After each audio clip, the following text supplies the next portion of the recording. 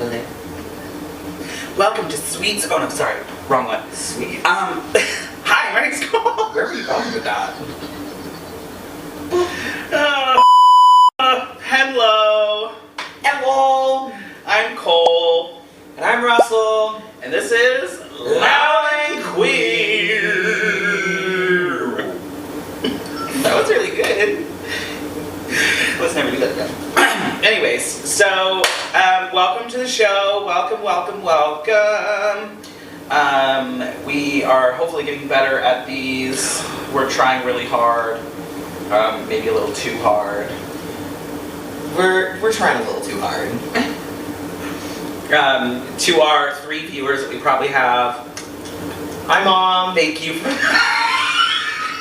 for watching. Our first segment of the day is tongue pop culture.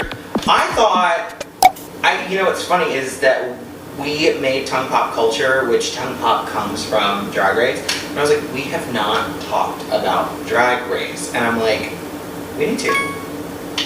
Yeah. And It's a gay rite of passage. it's a gay rite of passage, yeah. Season 16 is bob at the top. It's We are, okay, mind you, you're fully caught up, right?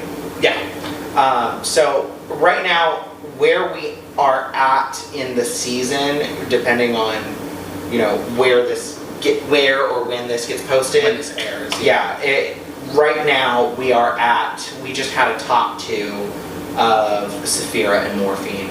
But I thought instead of just talking about who's left, I thought we could just talk about the cast as a whole, because I don't know about you, but I've been thoroughly enjoying this. No, I have 2. It's not going the way that I want it to go. Then again, it never does. Yeah. Because I know you were a big Mirage stan. I think the whole world was a whole Mirage stan. My ADHD is not going to let me have this. I'm so sorry. Hair on my shoes. Yeah, it was. No, it's not been driving me- Mirage as much as it was Plasma for me. Yeah. I'm really upset about Plasma. Yeah. I think Maya needs to go. She's one of the least talented queens I have ever seen on the show. All she can do is dance. I think there's a positive and negative to it. I think when it comes to girls who want to go on Drag Race, there are people who are like good at drag, at like going to a bar, performing, and they are going to give you a show. They're going to give you a performance every single time, and that is what they are good at. And I think that's where kind of Maya falls into, is that a lot of these Miami girls, mind you, are just the performance, tripping, flipping, backflips. There's a video. I mean, she can dance. There's a video She's of a girl queen. from Miami that literally hung from like rebar, like upside down, shaking her thighs, and then flipped over and then dropped from the ceiling into a split. Like, I was like, that's pussy. She's pussy slay. She has a talent. She really, really does. I just don't think Maya was made for Drag Race. The thing is, at this point in the show, at this many seasons in, you need to be able to do more than one thing. Yeah. And they're really, Rue is really looking for girls that are so well-rounded that they have it in the bag. Mm-hmm. And with Maya, I just feel like she's so untalented in all the other ways besides stunt dance that it's difficult to watch her, because she does not perform well in the acting challenges. Yeah. She does not perform well in the design challenges. And the thing is, even with the design challenges, we've seen her get help from other queens to the point of that's what's allowed her to move forward, and she doesn't even admit, and it's cringy to me. I think that a lot of the Drag Race winners in the past have come from like Los Angeles, New York. Like, those are the areas where, it's a different type of drag. It's very cutthroat. It's very cutthroat. It is also very performative. Mm-hmm. It is very on stage, working a crowd audience type thing. Yeah. And I think with the problem that falls with Maya and Morphine is that they come from where it is just the you have a number, you play a number, you dance, you get your tips, and then you go off stage. It is there. I don't think there is ever a point where Maya or Morphine have been in a performative, like, acting They're I not. just feel like there's not as much art to their drag, and drag is art. It is so much art, and Hold when on. all you can do is dance, there's so much Morphine? less art. I want to look as beautiful as Morphine does on a daily basis. I mean, fair. Oh my god, I'm sorry, but if there's anything that is going to be saving for both of them, it is that, I hate to say this, and I heard Trix say it on the pit stop, and it was so true. I hate to say that, like, I want to see someone in the bottom, but it's just like, if Maya falls in the bottom, I'm like, I know we're about to, like, get a show now. Yeah. Well, I know we're about to get a show. I do not want to see, I want to see her do well on the show. I want to see her do well. But whenever I hear that she isn't doing well and she could possibly be in the bottom So of like, every episode. I'm like, really good? No, she's done okay in some of them. The last one, it was the power one. I think that was her element. That's her element right there. Yeah. And I think this upcoming episode, which comes out right now, tomorrow, it's a dance challenge. Yeah. Like, this is her. I just feel like she's skirted by so much, and I feel like it's a disservice to the queens that can do so much better in all the categories. Like, could Plasma have outdanced Maya? No. Absolutely not. But could she outact, outperform, makeup, out design, out any other category Maya? The answer is yes. And so for me, for that to be not considered in the process of a lip sync elimination, to me seems so unfair, because this is a queen that's so well polished. And at this point, they're nitpicking. They're picking things, not only at this point in the amount of seasons in, but this point this far into this season, Yeah. they're picking out these smallest little things to put queens in the bottom, and sometimes it's totally circumstantial. Yeah, I And mean, so- it's been, I think since probably like season 12, it has, whenever it gets down to like 8, 7 contestants left, it is so hard to find like a Serious very problems. clear bottom 2. And it is that. And I think why this season is a little bit more refreshing is that, I don't know if you've noticed, because you've started to go back and watch some of the seasons. I think the only one that you haven't seen is 13, 14. You haven't seen 13, no? Yes, I have. You have? Yeah, I haven't seen 14. Oh, okay.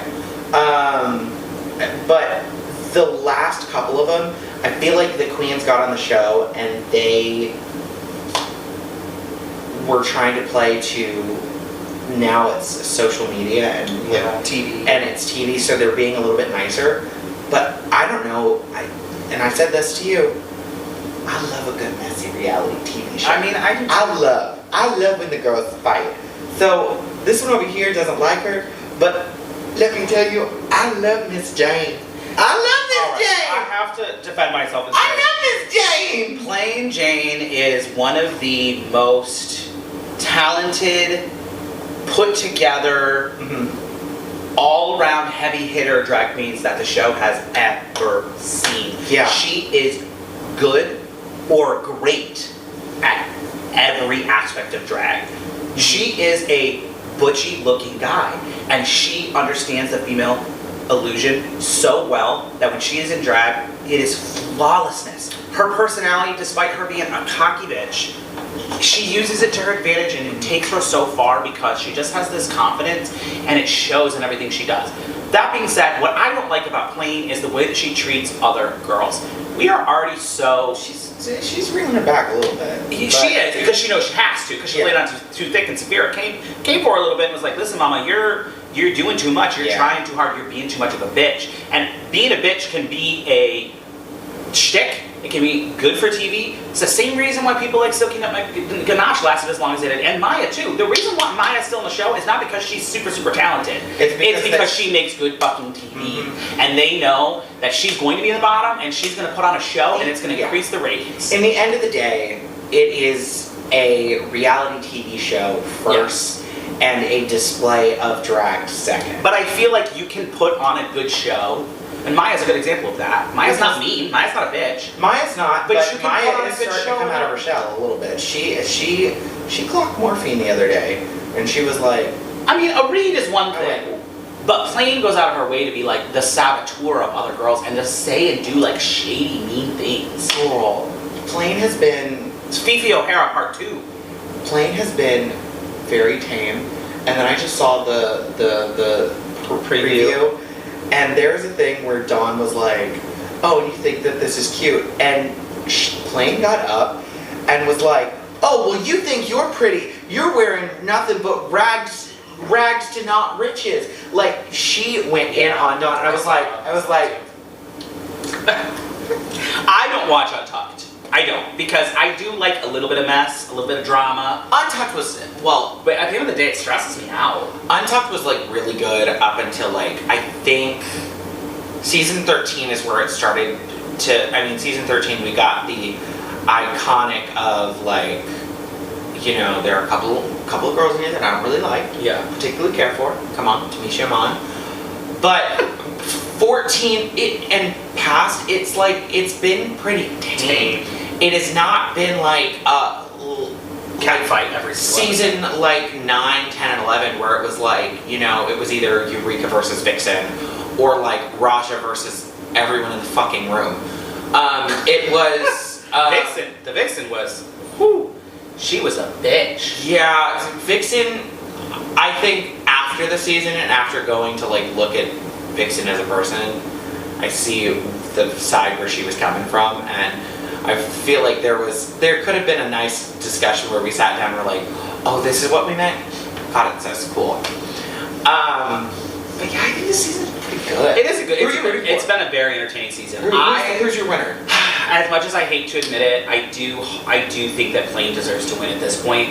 I would love to see, I mean, it was Plasma. Plasma was my girl. Seeing her go really hurt, it broke my heart. But I think Dawn or Plain, I think would be my two picks. I would say Q, because Q is a fucking phenomenally talented person, human being. But unfortunately, Q lacks in some really important areas, and I just like feel dancing? like Q is... She is the definition of white person. She is the definition of when you're playing a role-playing game and you put all of your stats in one category. You know, like... She's like, she comes out there and she'll make something for the Met Gala, and then they said, can you do the hokey pokey? And she goes, huh? But here's the thing. Q may not win RuPaul's Drag Race. She probably won't. But she already accomplished what she came to do. And it does not matter when she exits the show, she has already accomplished the goals for her rest of her future in drag. She will forever be, well no, she's gonna be an All-Stars, come on. But she's forever gonna be known as a looks queen. Yeah. She is the queen that other people are gonna hire and commission to do these amazing numbers. She is going to become a drag designer. That's what it is. She already is, but now she's a famous drag designer. And you're gonna see looks in the future and it's gonna be like, that's a cute look. That's a cute look. And she's created that name and that image for herself, and that's done. It's embedded in the history of everything. She doesn't need to win.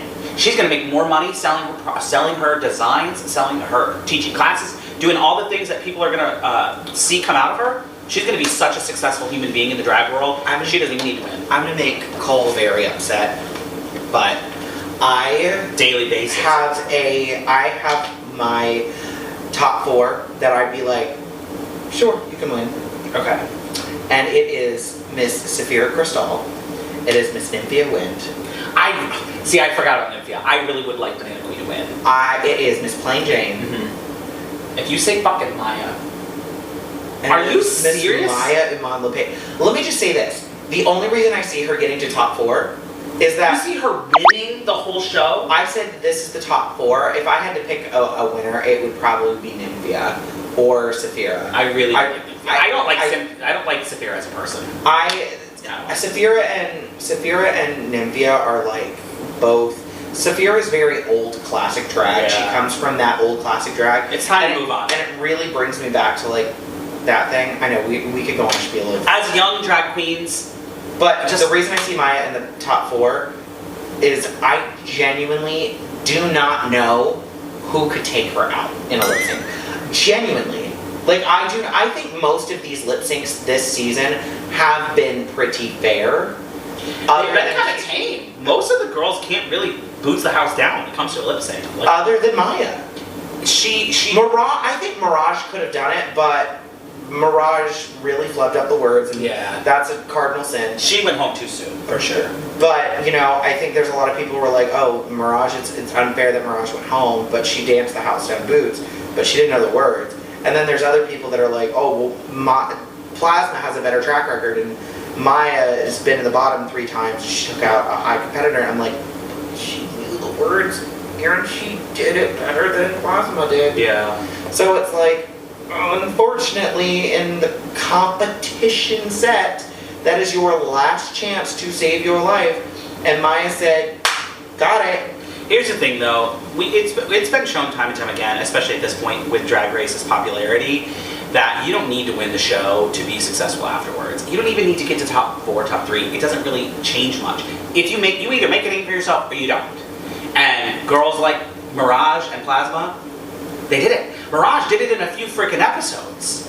People love Mirage. They're not going to remember her as much as some of these other names because they lasted longer. Yeah. But they're gonna come back. They're gonna do All Stars. They're gonna do guest appearances. They're gonna pop up on all these different shows and different things, and that's really what's gonna create success for them. Bitch, man, leash. Because I'm gonna die.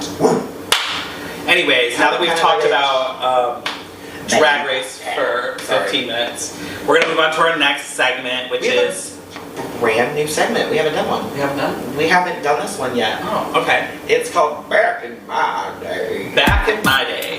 Back in my day. This one is, we thought of, I kind of went down a rabbit hole of like a bunch of stuff that I was like, oh my god, I forgot about this. Oh my god, I forgot about this. See, we're slightly 2 different generations, Russell and I. Mm-hmm. So this will be an interesting segment to do. I think we'll both always do one little quip, and it's just I'm going to be a from fast. the 1990s, and she's from the 1980s.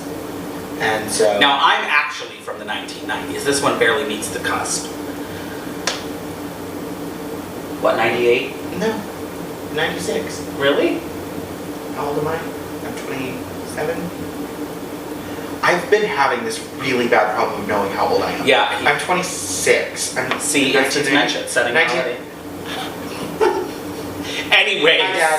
Anyways, we're going to do 2 different little segments. Mine that I am going to talk about, and I'm going to throw it up on the screen for you guys to see. If you remember it, you remember it so fondly. The stupid little infomercials. Blow pens. Does anybody remember blow pens? The way I begged my parents to get me blow pens. Oh, girl, yeah. I had blow pens when I was a kid. They were so much fun. I don't know what they were preparing us for into adulthood. But blow pens were great, man. I mean, who doesn't love their saliva all over the page of their wonderful picture? Yeah, I remember getting these, and it was, I think it was the original ones like this one right here. Yeah. See, my mom never bought them for me, but I did end up getting them from a garage sale. I will say this, they as soon as you buy them, They start drying out? they don't have a cap. Yeah. You know that? Mm-hmm. They did not have a cap. I know. And so it was just an open marker. But you could add water to them, they'd come right back to life. Yeah, but still, it was like, you would use it, and then you would put it away, and then it was like the next day you got them out, and it was like,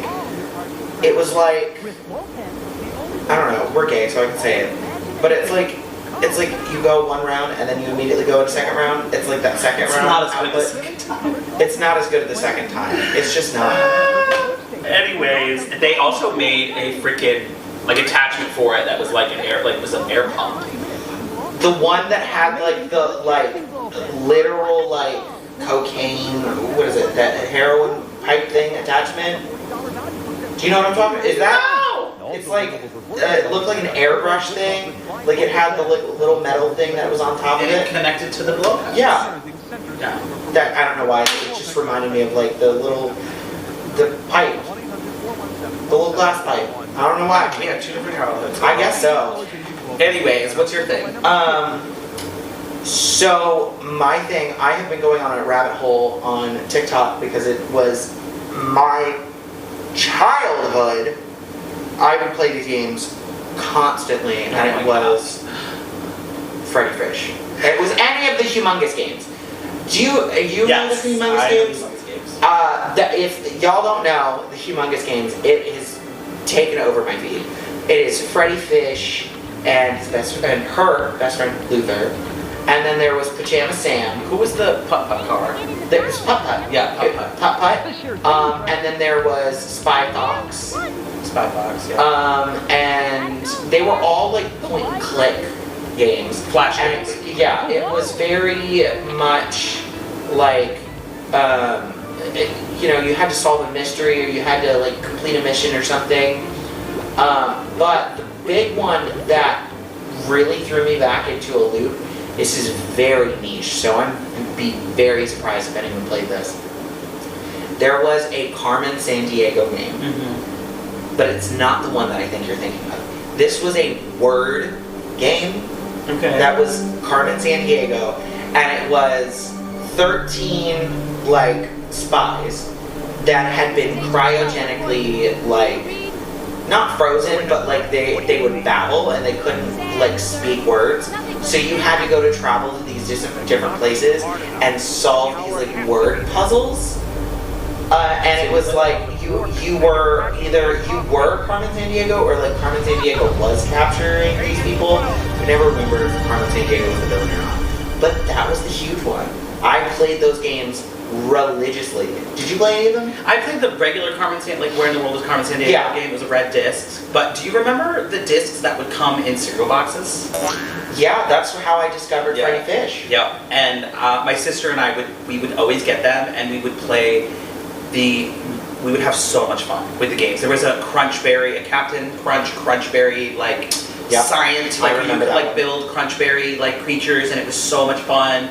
And there was a Crayola game where you could like, it was like a coloring game, and each of the colors had its like unique name or whatever, and when you click on it, like a little kid would say the name, and I always just remember the chartreuse! And so like still to this day, my sister and I will be like, chartreuse! You know, pink! That also brings up the Barbie game. Yes! Where it had all of those names.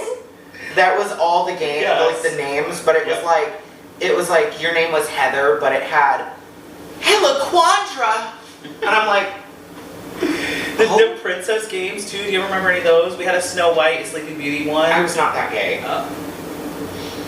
So unfortunately, no. So anyways, great. All right. Well, we have one more segment for you guys. We're gonna do a random fact. Oh, that's my turn because I have the random fact. Yeah, you had the last time I let you get the random fact. Yeah. And I don't know where it is. Do we have a backup random fact? No, but I opened up my phone to the possum. Oh, possum, excuse me, before he smacks the shit out of me. Okay, so stop. What are you doing? Okay, so huge dinosaur nerd. Hi, hello, love dinosaurs. I have an almanac that he just got me, literally a couple of days ago. Did you know that the first dinosaur to be named was the Megalosaurus in 1824 by Reverend William Buckland? A Megalosaurus, which is my husband calls it my butt.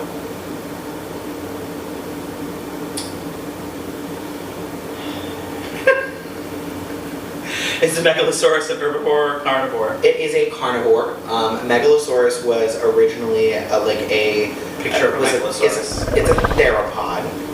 So a theropod. What's a theropod? Very much T-Rex. It's smaller than a T-Rex. Oh, okay. In JP World, which is Jurassic Park, it is more the size of like the Carnotaurus. Okay. And so Megalosaurus was the first ever dinosaur to be named, which was literally translated into big lizard. And so... Yeah, Megalosaurus, I mean, that makes sense. Yep. And...